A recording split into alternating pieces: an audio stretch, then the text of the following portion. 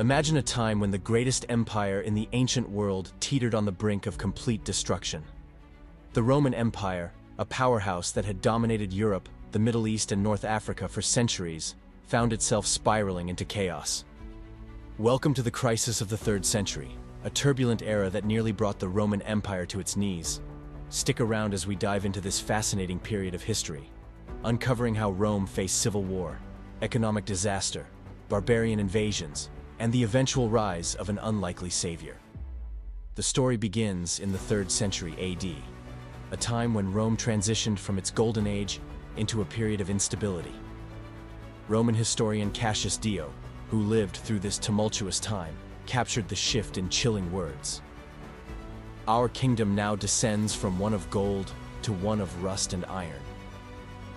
Even to those alive at the time, it was clear that something was deeply wrong.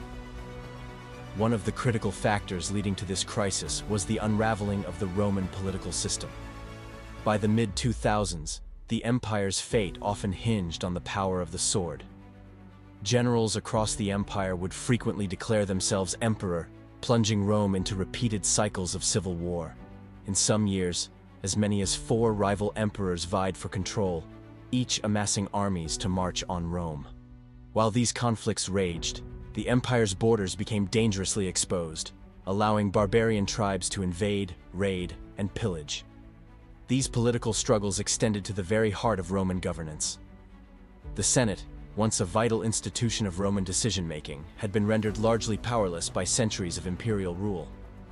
Now, it served as little more than a ceremonial body, unable to provide stability or direction during the chaos.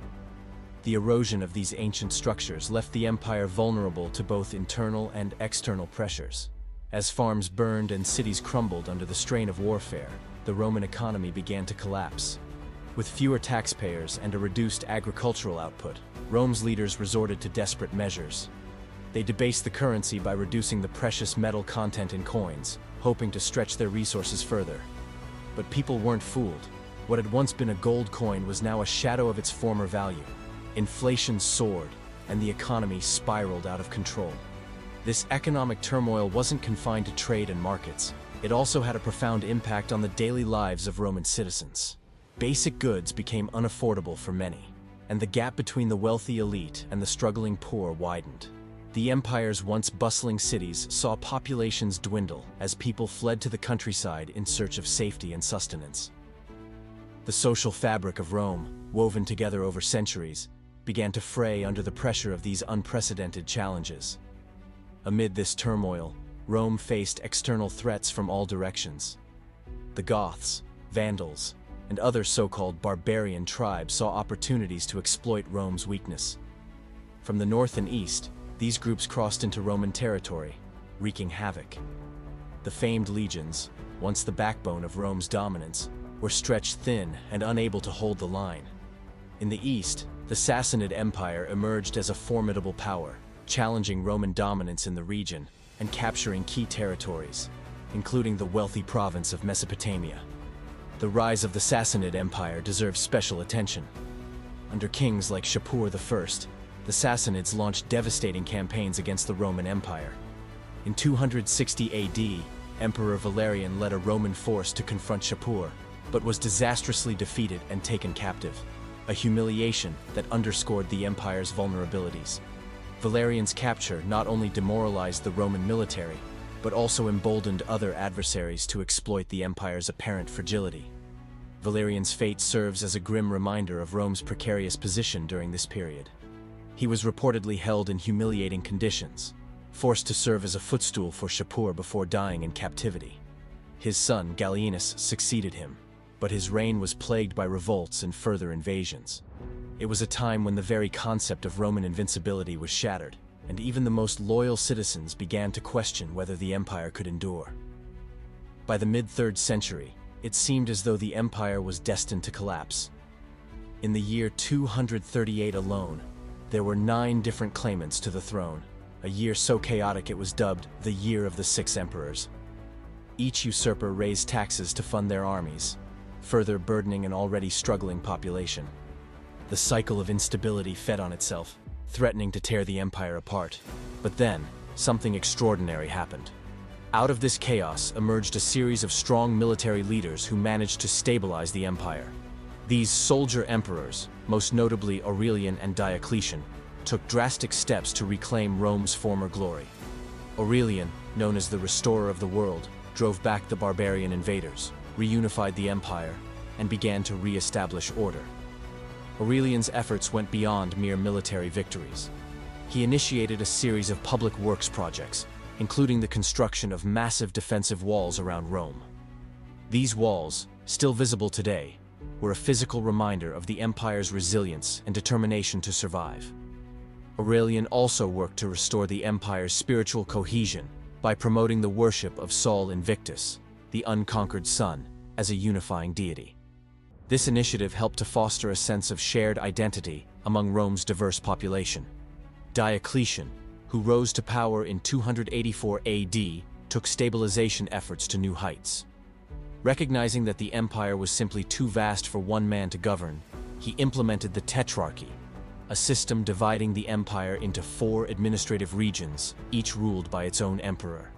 While this didn't solve all of Rome's problems, it bought the empire valuable time. Diocletian also sought to address the economic crisis by introducing a new gold coin, the solidus, guaranteed to be of pure gold.